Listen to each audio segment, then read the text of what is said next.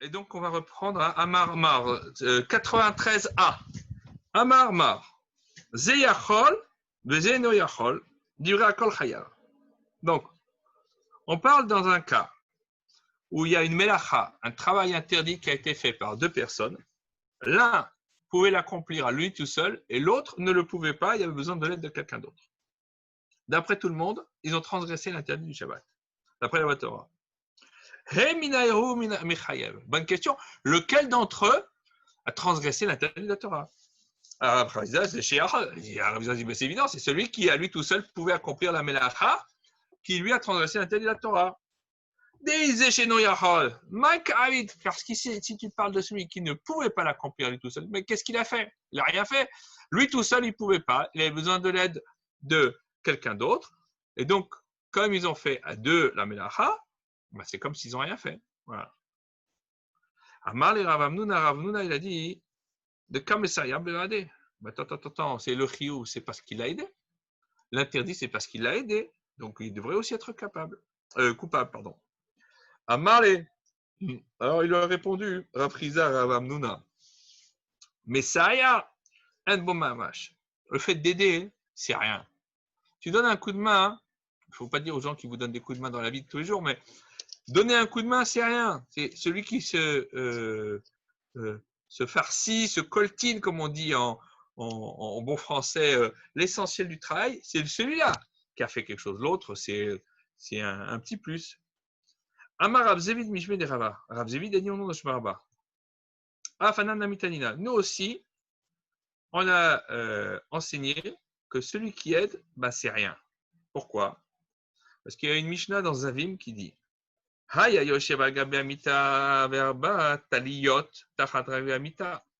il était le Zav, donc, qui est impur, assis sur un lit, et il y avait 4 vêtements sous les pieds du lit. Donc, un vêtement sous chaque pied. Temeot.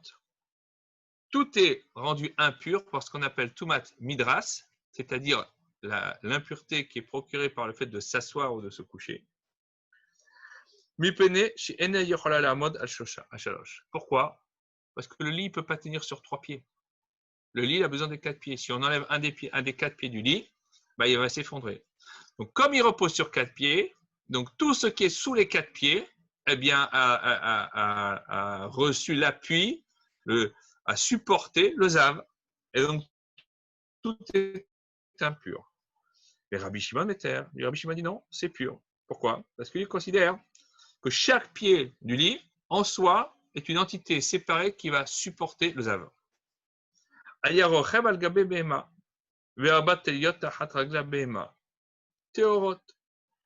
était en train de chevaucher ou de chevaucher une bête. Et il y avait 4 vêtements sous les pieds des bêtes, sous chacun des pieds de la bête. Ils sont purs. Ça, c'est une opinion qui va même d'après celui qui est en contradiction avec Rabbi Shimon.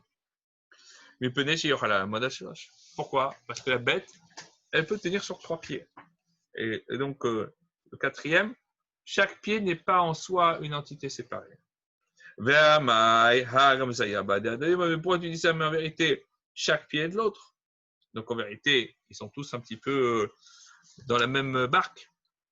Là, Mishum d'Amrinan, Messaya en Mamash. Ah, peut-être qu'en vérité, de cette Mishnah, on peut déduire que le fait d'aider, il n'y a pas de réalité concrète dans le fait d'aider. Il faut faire toute l'action. Amar Rav Yehuda, Discarta, pardon. Rav Yehuda de Discarta, c'était le nom de l'endroit d'où il venait. Toujours, je te dirais. Mais ça y est, le fait d'aider et c'est constitue, oui, quelque chose de concret. Et ici, concernant le zav qui est sur la bête, c'est différent. Pourquoi? Parce qu'en vérité, la bête, elle peut totalement soulever son pied de la terre et rester sur 3 pieds. Et donc, on voit que chaque pied, en réalité, que ce pied-là n'a pas du tout aidé le zav à reposer dessus. Et donc, le vêtement qui est sous ce pied, qui était soulevé de la terre, il est pur. Mais maintenant, peut-être des fois, elle va soulever un pied, des fois elle va soulever l'autre pied. Les avec ça va mitaper. Alors peut-être on va dire que ça revient au din, à la règle du zav qui se retourne dans son sommeil sur de nombreux vêtements. Voilà. Et donc, à la fin, comme il a dormi et qu'il a un sommeil un peu agité, il ne tient pas en place, eh bien, tout est rendu impur dans le doute. Et donc, en vérité, si on applique cette règle ici, alors tout devrait être impur dans le doute. Donc,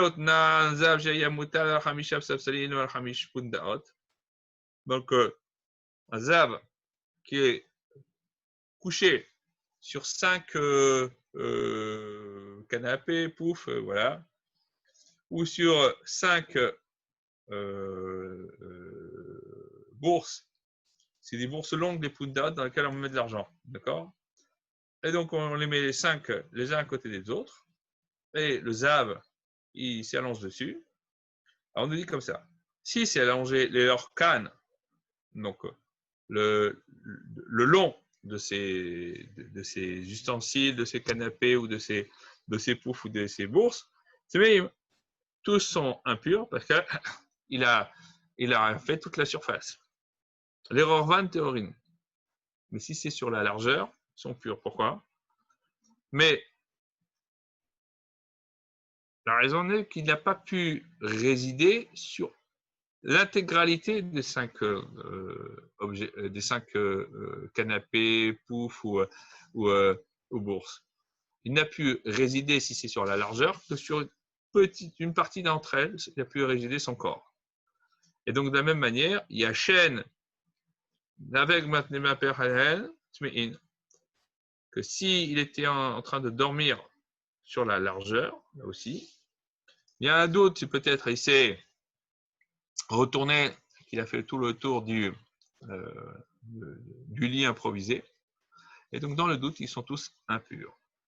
Alors, en vérité, pourquoi est-ce que tu peux dire que les vêtements sont purs sous le pied de la belle?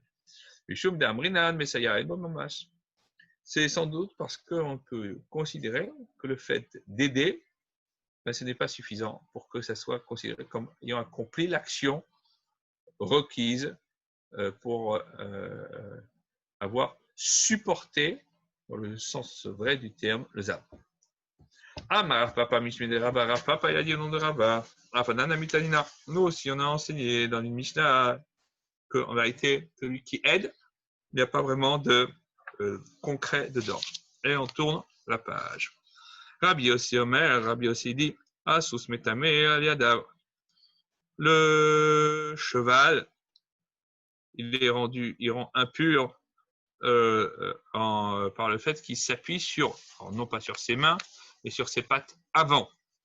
Et donc, si le zav chevauche un cheval, et il y a un vêtement qui est posé sous une de ses pattes avant, il sera impur. Mais il ne sera pas impur sous ses pattes arrière. Ve'achamor al raglav. Même chose pour le l'âne, sur les pattes avant. Car l'essentiel de l'appui du cheval et de l'âne, c'est sur ses pattes avant. Et pourquoi est-ce que tu dis ça? Pourquoi est-ce que les pattes arrière ne sont pas dans le même sac? Pourtant, elle donne un coup de main. Elle aide.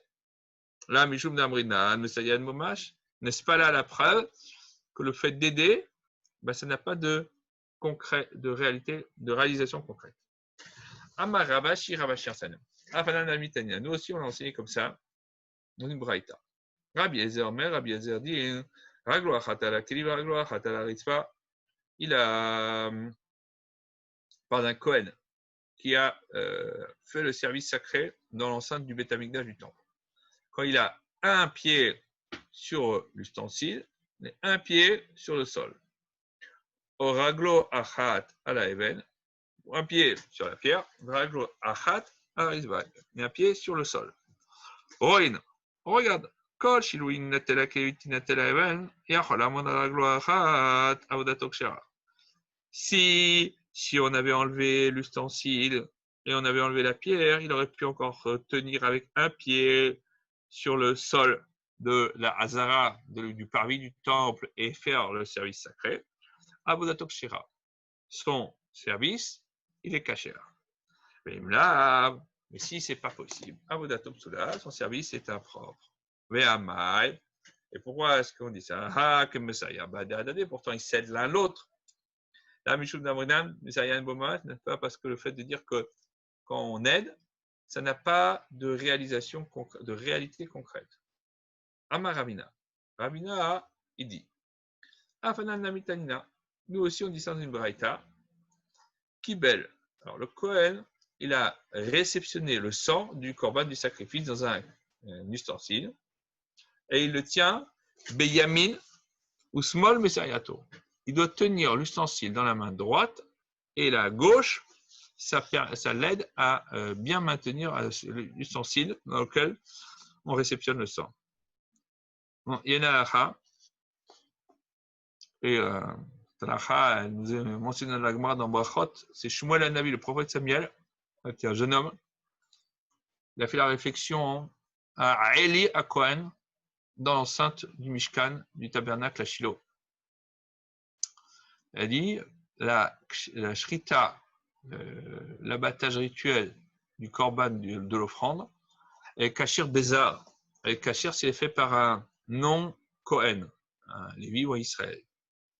Mais par contre, au-delà, tout doit être fait par un Kohen, notamment ce qu'on appelle Kabbalat Adam, la réception du sang, qui va après être aspergé sur l'autel suivant un rituel précis par le Kohen. Et donc là, on nous dit bien, il doit réceptionner ce sang dans la main droite et la main gauche elle aide. Avodato kshera, dans ce cas, il a fait son job et c'est kasher. Par contre, et ça ne s'appelle pas avoir réceptionné le sang par la gauche, car si tel était le cas, je prends avec la main gauche l'ustensile pour réceptionner le sang, l'affaire est mal embouchée, puisqu'il est considéré comme n'ayant pas accompli le korban. Et pourtant, pourquoi est-ce qu'on dit que le service est kasher? Comme ça, il y a pourtant la droite et la gauche, elles se sont aidées l'une l'autre. Alors, n'est-ce pas la preuve la plus éclatante que le fait d'aider, ça n'a pas de réalité concrète. Parce que finalement, c'est la main droite qui a pris. Ok, la gauche, elle donne un coup de main. Mais le coup de main de la gauche n'est pas suffisant pour annihiler le support effectué par la main droite. Shema Minar, donc on déduit de toutes les preuves que l'on a apportées précédemment et de celle-là, que Messayer et Bomamash, que celui qui a aidé, ça n'a pas de réalisation concrète. Amar, le maître, il a dit, celui-là, il peut sortir tout seul un objet dans le domaine public. Lui aussi, il peut faire ça tout seul. Rabbi Meir dit, dans ce cas-là, s'ils sortent à deux, c'est pas une melacha, c'est plus un travail. Et donc, si chacun sort, c'est un job. Et donc, c'est chayav khatat. Et il est où? On leur a posé la question. Be'inan shiur lazé, b'shiur lazé, odilma shiur echad lekulam. Est-ce que le fait que l'on dise qu'ils ont transgressé Shabbat, est-ce que chacun doit avoir la quantité nécessaire pour transgresser l'interdit? Donc, par exemple, si c'est de la nourriture, on avait vu que c'était qu'un gros grette, c'est-à-dire comme le volume d'une figue sèche. Ou alors, ça suffit qu'il y a le sur la quantité nécessaire à eux deux. Frisa et Amnuna. Alors, il y a une discussion des Amoraïm entre Frisa et Amnuna. Hadama, shiur lazé, shiur lazé. Il faut qu'il y ait la quantité pour l'un et la quantité pour l'autre. Hadama, shiur echad lekulam. L'autre dit non, une quantité totale à eux deux, Zemaspik, c'est suffisant. Rav Papa, il a enseigné Mishmé de Rava, au nom de Rava. Nous aussi, on a enseigné qu'il n'y a pas besoin d'un chiour de la quantité pour chacun d'entre eux, que la quantité pour les deux, c'est suffisant. Aya Yoshev al-Gabe Mita. Il était assis sur un lit. Quatre vêtements sous les quatre pieds du lit. On dit Timeot, ils sont tous impurs. Il y a un zav qui s'est assis dessus. Mais pené chez En Yerola la mode al-Shoj. Parce que le lit ne peut pas tenir sur 3 pieds. Ça n'existe pas. Il faut les 4 pieds pour que le lit tienne. Autrement, le lit il est bancal. Et pourquoi tu dis ça?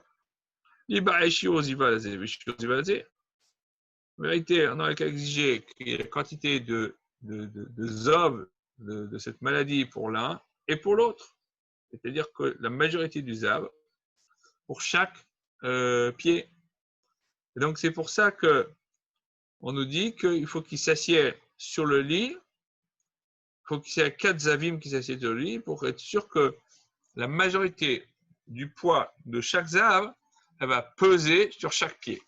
Et donc, indirectement, sur chaque vêtement qui sera situé en dessous de chaque pied. Est-ce que c'est pas parce qu'on a dit que ça suffit un chiour, une quantité pour tout le monde, et que là, c'est simplement parce qu'on n'est pas capable de mettre la personne contaminée au bon endroit pour qu'elle appuie de manière équivalente sur les 4 points, les 4 pieds du lit. Donc, on met chacun un 4 pieds. Il dit, nous aussi, on enseigne notre Mishnah. Un cerf qui est rentré dans la maison, donc le Shabbat. Et il y en a un qui a fermé devant lui la porte de la maison pour pas qu'il puisse sortir. Chayav. En faisant ça, il a transgressé l'interdit de la Torah qui est Tzeda, chassé. C'est comme ça qu'on chasse le cerf. On le fait prisonnier. Mais s'ils ont été deux à fermer la porte de la maison ensemble, alors ils sont pturim. Pourquoi? Parce que chacun d'entre eux pouvait accomplir cet acte délictueux. Et donc, comme ils pouvaient chacun le faire, ils l'ont fait à deux, c'est plus une meracha, c'est plus un bon job. Par contre, il y a un des deux qui n'était pas capable de fermer la porte de la maison, une porte lourde à l'ancienne, et ils ont dû se mettre à deux pour la fermer. Ils sont chayavim, pardon. Donc, parce que c'est pas le boulot d'une personne, c'est le boulot de deux. Donc, quand ils sont à deux, ils font le boulot normalement. Donc, on a transgressé l'interdit de la Torah. Pourquoi? On aurait dû dire qu'il faut la quantité nécessaire pour transgresser l'interdit de chasser pour l'un, et kiff fait la même chose pour l'autre. Et pourtant, on ne le dit pas. Pourquoi? La Michou d'Amrinan sur Khadekula. Parce que peut-être qu'on considère comme une quantité pour tout le monde, c'est suffisant pour avoir transgressé Shabbat. Rabina enseigne. Fernanda Mitanina. Nous aussi, on a enseigné une braïta. Ajoutafim chez Gadvo, Taveru, Hayavin. Donc, les associés qui ont volé un taureau ou un agneau et ils l'ont égorgé ensemble. Hayavim, ils doivent payer non seulement le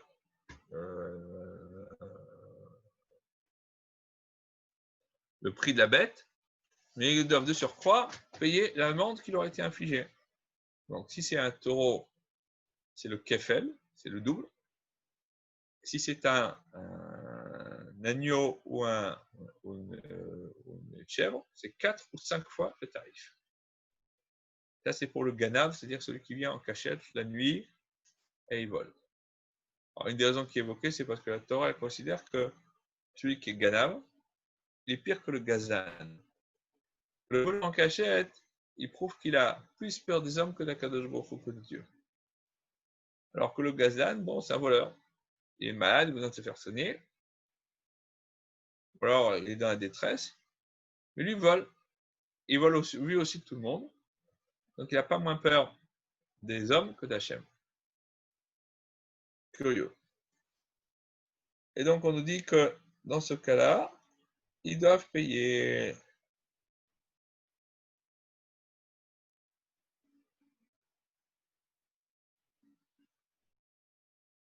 N'est-ce pas là la preuve qu'en vérité, on dit que si ensemble ils ont transgressé, eh ben, ça suffit avec une seule quantité. Il n'y a pas besoin d'avoir chacun la quantité nécessaire. Amar Ravashi, Ravashi l'a enseigné, moi aussi j'ai enseigné.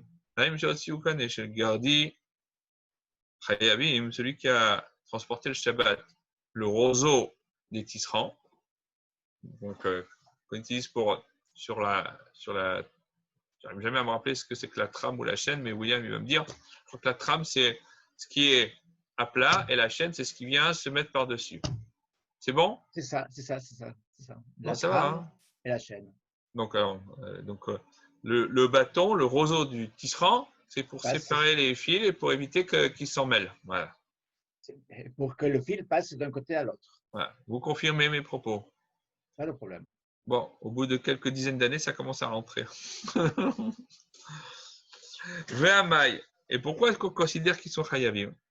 Les ba'eshiu otzalazé, on aurait dû dire qu'il faut la quantité nécessaire pour transgresser l'interdit de transport d'un domaine à l'autre le Shabbat, pour l'un et pour l'autre.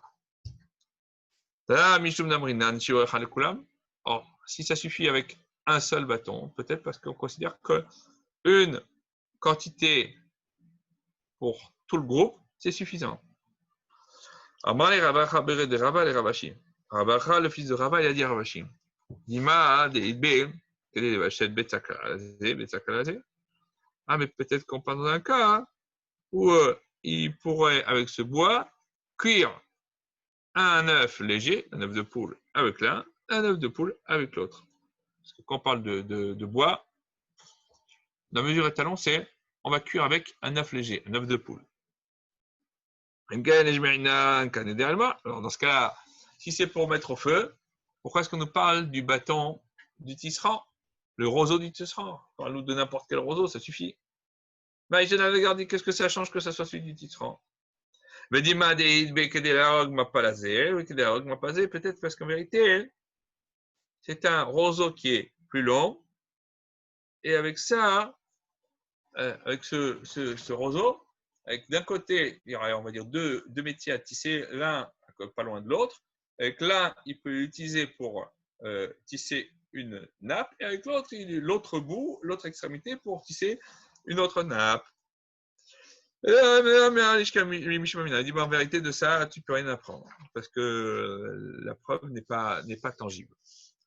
Tanetana, un Amora qui avait l'habitude de répéter les braïtot, il a enseigné la braïta suivante. Kamé devant Rav Nachman. Donc celle qu'on vient de voir, il a enseigné devant Rav Nachman. Deux qui ont transporté le Shabbat, le roseau du tisserand, sont Peturim, n'ont pas transgressé l'interdit de la Torah, mais des Chachamim. Et Rabbi Shimon dit non, chacun d'entre eux a transgressé l'interdit de la Torah. Et Klapé Laya. Alors, la Gemara s'étonne. D'où est-ce que il a sorti un truc pareil? Voilà, on voit que Rabbi Shimon, c'est lui qui dit que dans ce cas-là, s'il y a deux personnes qui ont fait la melacha, le travail interdit, ils ne seront pas transgressés l'interdit de la Torah. Ils sont pturim. Et donc ici aussi, ce sera la même chose. Elaema chayabin le Rabbi Shimon pturim. En vérité, il fallait faire une correction de la braïta. Que deux qui ont sorti le roseau, transporté le roseau des tisserands, les deux seront chayabim, ils auront transgressé l'interdit de la Torah, et que Rabbi Shimon lui dit non, il est en train d'inverser, entre guillemets, qu'un interdit des chachamim des sages. Nouvelle Mishnah. Celui qui transporte le Shabbat, la nourriture moins que la quantité requise dans un ustensile. Pas Torah falakeli, non seulement il n'a pas transgressé l'interdit de la Torah pour la nourriture, mais même le keli, le support qui leur servait l'instrument qui leur servait de support, lui aussi, il n'a pas transgressé l'interdit de la Torah. Pourquoi? Chaque keli te fait l'eau. Parce que ce qui l'intéresse, ce n'est pas de sortir le panier ou la boîte, c'est les fruits, d'accord, ou la nourriture. Donc, le panier, la boîte sont négligeables par rapport à la nourriture qui est contenue dedans. Et Bemita, Patour Afalamita. Shamita, tu fais l'anneau. Si quelqu'un a transporté le Shabbat, un homme vivant, si on a transporté un homme vivant, on n'a pas transgressé l'interdit de la Torah, on a transgressé l'interdit des Charmim. On a parti du principe, Chai no set atmo. Le vivant se porte lui-même. Donc si tu portes quelque chose qui peut se porter soi-même, eh ben dans ce cas-là, tu as transgressé l'interdit des Chachamim, des sages, mais pas de la Torah. Alors maintenant, et amet bamita. Quand ils ont transporté un mort dans le lit, là, chayav, ils ont transgressé l'interdit de la Torah en transportant le mort. Parce que le mort, il ne se porte pas lui-même. Il ne peut plus marcher. Terminé. La même chose. Kazaïd minamed, kazaïd minanever. Il a transporté un kazaït, le volume d'une olive d'un mort, et ou alors le volume d'une olive d'une nevela, d'une bête qui n'a pas été pure, mais qui n'a pas été abattue rituellement. Voilà. Ou alors, dans l'abattage, c'est mal passé. Le couteau, il a cassé au moment de la shrita, elle est nevela. Le kazaït minamet, le kazaït minavela, le kardasha minachat. Le kazaït, le volume d'une olive pour le mort, le volume d'une olive pour la nevela, et le volume d'une lentille pour le cadavre d'un reptile. Hayav, dans ce cas-là, il aura transgressé l'interdit de la Torah, bien qu'il n'y a pas d'intérêt personnel à ça. Mais on lui fait ça pour qu'il se protège de l'impureté rituelle. Le Rabbi Shimon Poter, Rabbi Shimon dit non, même s'il a sorti un mort entier, il ne sera pas transgressé l'interdit de la Torah. Pourquoi? C'est Melacha Shinatzricha Legoufa. C'est un travail qui n'a pas d'utilité précise. Qu'est-ce que ça sert à quoi de transporter le mort le Shabbat? Tu peux faire quoi avec? Rien. Comme tu fais rien, ça ne te sert à rien, eh ben donc tu n'as pas transgressé l'interdit de la Torah. Ma Tano Rabanan. Non, ça j'ai enseigné à Motsi, Ochlin Kashiur, celui qui a transporté de la nourriture suivant la quantité requise, c'est-à-dire une feuille sèche. Et Mbekli Chaleh Avalochlin, s'il l'a fait avec des ustensiles, il a transgressé donc l'interdit de la Torah s'il s'agit de nourriture. Pas tout à la Kili, mais par contre, c'est sur la nourriture qu'il est chayav, et pour la nourriture, pour les ustensiles, il est patour. Alors. Et Maya Keli Tzavechlo. Donc, si l'ustensile était précieux à ses yeux, cher à ses yeux, et donc, dans ce cas-là, Chayav Afalakeli, il sera considéré comme coupable d'ayant transgressé le Shabbat, non seulement sur le contenu, la nourriture, mais aussi sur le contenant, l'ustensile, le keli. Shma Mina, donc de cette braïta, on en déduit. Alors, quelqu'un qui a consommé 2 volumes d'une olive de graisse interdite, alors, ça va quoi? Non, je fatigue, moi. Be'alem echad, donc, sans un, on reprend. Shma Mina, on dit déjà. Celui qui a consommé 2 volumes d'olive de graisse interdite de manière involontaire. Il a cru que c'était de la graisse permise, du chouman, il a consommé et de la graisse interdite, chalev, qui est un sourd karet. C'est très grave. Hayav Tzaim doit porter 2 sacrifices expiatoires. Amar Shechet, Habema Yaskina. Si de quelqu'un en parle de Braïta, Kegon, c'est Shagaga Alochalin, Ve'ezid, Alakeli. Alors, il s'est trompé sur la nourriture, ok? Mais concernant l'ustensile, il savait que c'était interdit. Donc là, il n'est pas Chayav Khatat, il est Chayav Skila, lapidation. Et donc, de là, on ne peut rien déduire. Skifla Ravashi. Ravashi, il est object. La Keli Katane. La Braïta, on dit même sur l'ustensile. Donc, on voit que l'interdit qui pèse sur l'ustensile, il est équivalent à l'interdit qui pèse sur l'interdit de sortir de la nourriture le Shabbat. Et donc, comment est-ce que tu peux dire qu'il va être chayav khatat, de devoir apporter un sacrifice expiatoire sur la nourriture, mais qu'il aura ce qu'il a, parce qu'il aura transgressé délibérément le Shabbat. Lapidation. C'est hard. Et là, Maravashi, qui est un shagag basé au basé. Maravashi dit, c'est tout net. Il s'est trompé, et pour la consommation de viande, et pour le reste, pour le transport, le Shabbat. La consommation de graisse. Mais notre balo, le chazar, mais notre balo. Et en vérité, au début, il a su, sur l'un des interdits, et après, il a reçu nouveau. Et donc, on nous dit que pour que la Torah, elle le rende vraiment coupable de ce qu'il a fait, eh bien, il faut qu'il se plonge dedans et que grâce à ça, il comprenne de quoi il en ressort. Parce qu'autrement, il est shogeg.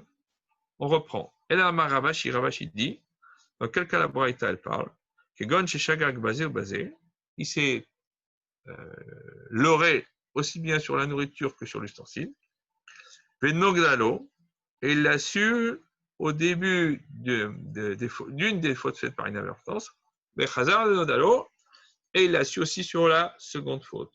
Donc il a su que c'était la nourriture interdite, et après il a su que c'était Shabbat et qu'il allait transporter d'un domaine à l'autre. Et on se place dans une discussion qui oppose Rabbi Yochanan et Rabbi Shimon ben Lakish. Alors, c'est quoi la discussion? Ravashi pense comme Rabbi Yochanan que quand les connaissances des faits délictueux sont séparées, elles n'arrivent pas en même temps, eh bien, sur chaque fait délictueux commis, il devra amener un sacrifice expiatoire. Donc là, 2. Et donc, lui, il pense que l'opinion de la Braïta, c'est qu'il doit amener 2 korban khatat, 2 sacrifices expiatoires, dans le cas où il y a 2 connaissances de 2 faits délictueux. Chéchet, lui, il pense comme Resh Lakish, que nonobstant cela, dans notre cas, il ne devra apporter qu'un seul sacrifice expiatoire. C'est pour ça qu'il dit que l'opinion de la Braïta, c'est qu'il a été délibéré mésid sur l'ustensile, et que là-dessus, il devrait avoir ce qu'il a, et que sur le reste, il a été shogeg sur la consommation des graisses internes. S'il a porté l'être vivant sur le lit, non seulement il n'a pas transgressé, d'après la loi de la Torah, le transport d'un domaine à l'autre de l'être vivant, mais par effet d'entraînement, même le kéli de l'ustensile, lui aussi, il va être patour. Et Mamadnitin, Rabbi Natani, peut-être que notre Mishnah va comme Rabbi Natan, et le Rabbanan, et pas comme les Chachamim. Le Tanya, dans une braïta, Moti Behema, Chayabarov, l'Irshut Arabim, celui qui transporte une bête sauvage et de la volaille le Shabbat dans le domaine public, Ben Chayin Ben Mjeurutin, soit vivant ou égorgé, Chayav, il a transgressé l'interdit de la Torah. Rabbi Natan Omer, Rabbi Natan dit, Al Shihutin Chayav, Al Chayin Pturin. Sur ceux qui sont égorgés, c'est sûr qu'il a transgressé l'interdit de la Torah. Et sur ceux qui sont vivants, pas tout. Ils sont dispensés de l'interdit thoraïque, mais ils ont quand même sur eux ce qui pèse l'interdit rabbinique. Chez Ahaïn, en vertu du principe bien connu, que l'être vivant se porte lui-même. Quand on le porte, on n'a pas à ajouter grand-chose. Amar Rama, il dit, Afilotema Rabanan, même si tu vas dire que notre Mishnah, elle va comme l'opinion des Chachamim, la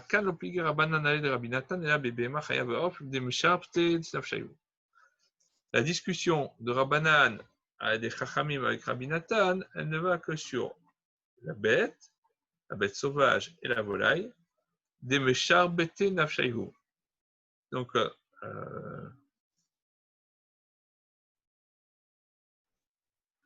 qui se mettent de côté tout de suite sur le face au lit pour se sauver de la main de l'homme qui les porte. Et donc, ils ne s'affranchissent pas de charges, mais au contraire, ils se alourdissent. Et c'est pour ça que les Chachamim considèrent qu'ils ne se portent pas eux-mêmes. Parce que, au contraire, ils ont besoin d'être. On leur met encore des charges dessus. Voilà, Dame Chai, mais pour un homme vivant qui se porte lui-même, il n'y a pas de problème, même les sages seront d'accord qu'il ne sera pas chayav, donc pas tour sur ça. Amar le Ravada Barava le Rava. Ravada Barava, il a dit à Rava. Ben Betera Matir Besous. Est-ce qu'on enseigne dans la Mishnah Psachim que Ben Betera, il permet le cheval, c'est-à-dire il permet de vendre le cheval à un non-juif. Bien qu'il y ait un interdit des Chachamim de vendre une bête, une grosse bête, une vache ou un âne, à un non-juif. Pourquoi? De peur qu'ils en arrivent à le louer ou à le prêter à d'autres non-juifs des bêtes comme celle-là. Et donc, les propriétaires vont transgresser l'avertissement de la Torah qui dit qu'on doit faire reposer notre bête le Shabbat. Et alors que le non-juif, lui, il bosse Shabbat. Lui, c'est pas son jour de repos. Tania en enseigne une braïta, Ben Betera Matir Besous. Ben Betera, il permet de vendre un cheval à un non-juif, parce qu'il fait avec des travaux sur lesquels, si c'était un juif qui les faisait, il n'aurait pas besoin d'apporter un sacrifice expiatoire. Par exemple, le chevaucher. Simplement, les Chachamim ont interdit de chevaucher parce qu'on risque de transgresser le Shabbat, par exemple en cassant une branche pour s'en servir comme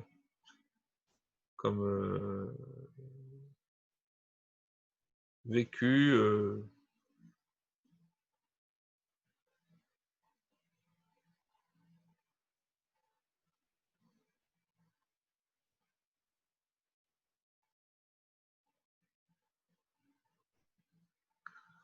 Alors, on en est où?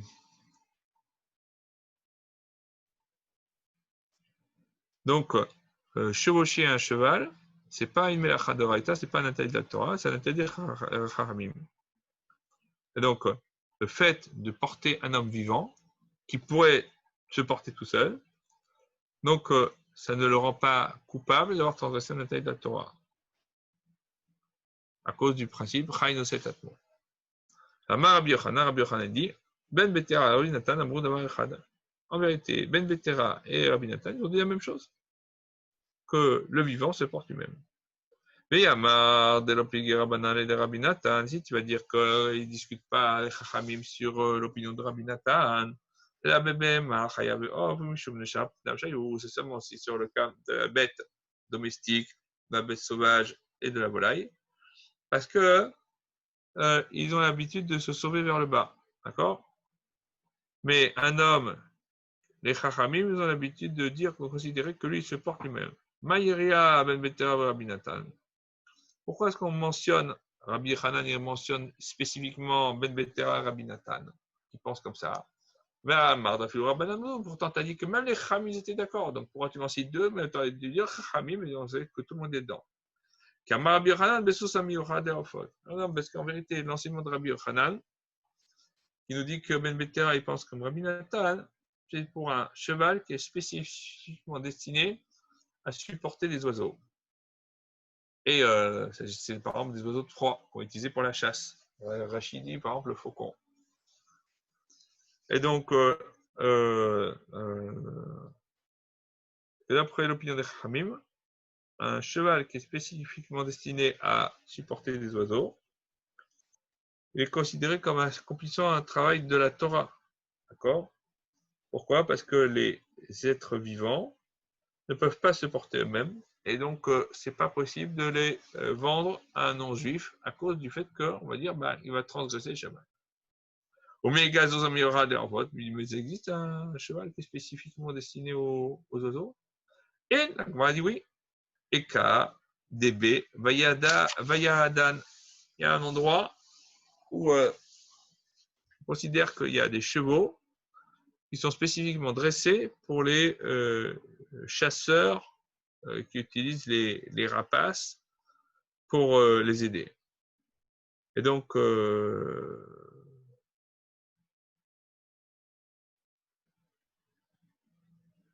Amar Rabbi Yochanan dit, Rabbi Nathan Bekaput. Rabbi Nathan est d'accord que s'il s'agit d'un homme ou d'un oiseau que l'on a attaché avec une corde, étant donné qu'on l'a attaché, il ne peut plus se porter lui-même. Donc celui qui transporte le Shabbat, même d'après Rabbi Yochanan, il sera chayav, il aura transgressé l'interdit de la Torah. Amar les Rabadabar maintenant la Abaye, Rabadabar maintenant il a dit Abaye, c'est des kiman, des kefite d'amoua, pourtant c'est perse. Ils ressemblent à des gens qui sont ligotés. Pourquoi?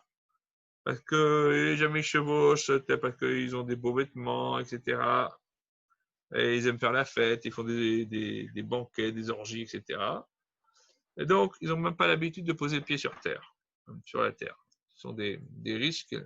Dès qu'ils veulent poser le pied, ils ont 10 000 serviteurs qui viennent à leur rescousse. Amar Rabbi Yochanan, Ben Betera, Verminata, Modavar Echal. Rabbi Yochanan dit, Ben Betera et Rabbi Nathan, ils ont dit une seule et même chose. Alors, dit, ah, tam, là-bas, c'est juste par orgueil que ça se passe comme ça, parce qu'ils ont l'habitude de marcher à pied, alors que quand il y a même des besoins, ils peuvent même courir avec leurs pieds. Il y a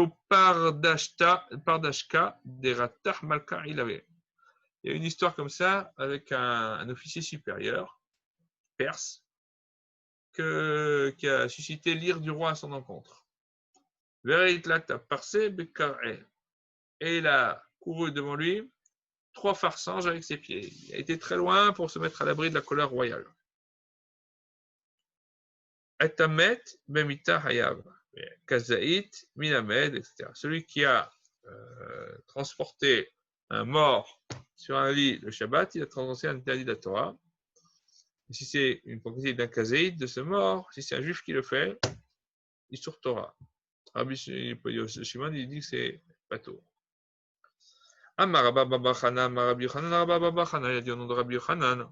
Rabbi Yosef, Rabbi Shimon ben Lakish, Rabbi Yosef, le nom de Rabbi Shimon ben Lakish, Poter, il y a Rabbi Shimon, il disait qu'il ne rendait pas tour, il dispensait de l'interdit de la Torah en tourne la page. Ah, mais moi aussi, il est à mettre le cobro, même celui qui trouve un mort, et il va le transporter pour l'enterrer. Donc, pas simplement pour le poser dehors, mais même pour le transporter. Pourquoi? Parce que ce transport, il n'est pas pour les besoins du corps de celui qui sort, ni pour le corps spécifiquement du transport, mais même s'il a transporté le corps pour l'enterrer, alors c'est sûr que là c'est pour les besoins de la personne, etc. Ça s'appelle quand même une melacha shinatzricha legoufa, qui n'est pas essentielle pour le corps lui-même, et donc il n'est pas tour, il n'aura pas transgressé l'interdit de la Torah. Amarava, Rava il a dit, Umade Rabbi Shimon bemar l'achforba, Sefer Torah likrotbo dechayav. Alors Rabbi Shimon, il dit d'accord Rabbi Shimon, que celui qui transporte une serpette pour creuser, ou un Sefer Torah pour lire dedans, il sera chayav s'il a fait ça pendant le Shabbat. Parce que ce sont des actions qui sont nécessaires, on va dire presque vitales, pour celui qui les a accomplies. Ah, évidemment, ben ça c'est évident. Des hanami, alors dans ce cas-là, autrement, ce serait un travail qui n'est pas nécessaire pour son corps elle-même. Maintenant, on dit, voilà, tu fais quelque chose qui est nécessaire pour le corps de l'objet. Okay? Toi aussi, ça te fait plaisir. Après Rabbi Shimon, comment est-ce que notre cas il va se dérouler? Comment tu vas le trouver? Bah, vous êtes qu'est-ce que j'aurais pu penser à des cas les goufos ou le goufa? Tant qu'il n'y a pas les besoins de celui qui accomplit lui-même, de celle qui accomplit le travail, d'accord? Kegon Mar, la Asot Lotas.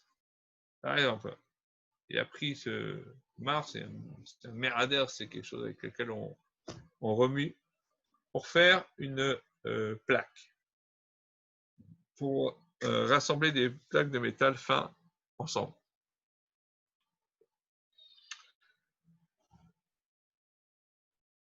Velarport, Sefer Torah.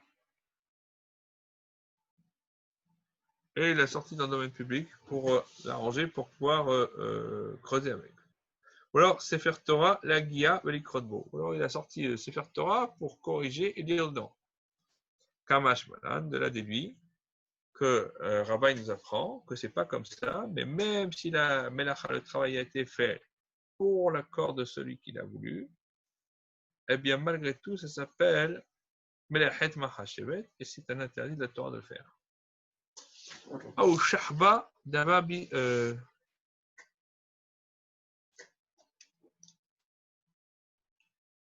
On va s'arrêter là.